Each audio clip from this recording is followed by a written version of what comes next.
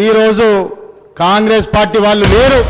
నేను బీసీని అని చెప్పుకునే ఓసీ ఆయన కూడా ఇక్కడ లేడు. బహుజనుల పట్ల వీరికి ఉన్నటువంటి చిత్తశుద్ధి ఏందని కూడా ఫాదర్ ఆఫ్ తెలంగాణ పెద్దలు గౌరవనీయులు రాష్ట్ర ముఖ్యమంత్రి వర్యులు కేసీఆర్ గారికి దేశంలో బీసీ జనాభా అత్యధికంగా ఉంది. రాష్ట్రంలో కూడా బీసీ జనాభా అత్యధికంగా ఉంటుంది. ప్రత్యేక రాష్ట్ర ఏర్పాటు కేసీఆర్ గారి నాయకత్వాన ఏర్పాటు చేసుకున్న తర్వాత వీరి జీవితాల్లో అనూహ్య మార్పులు సంభవించాయి.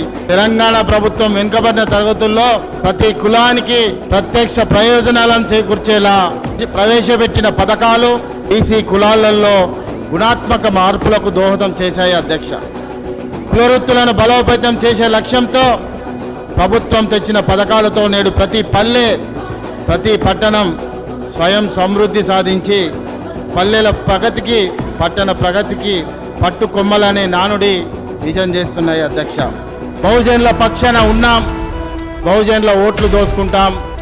కానీ ఈరోజు తెలంగాణ రాష్ట్రంలో శాసనసభలో బహుజనులకు సంబంధించినటువంటి సంక్షేమ పద్దు పెట్టేటప్పుడు ఈరోజు కాంగ్రెస్ పార్టీ వాళ్ళు లేరు. అదే నేను బీసీని అని చెప్పుకునే ఓసీ ఆయన కూడా ఇక్కడ లేడు.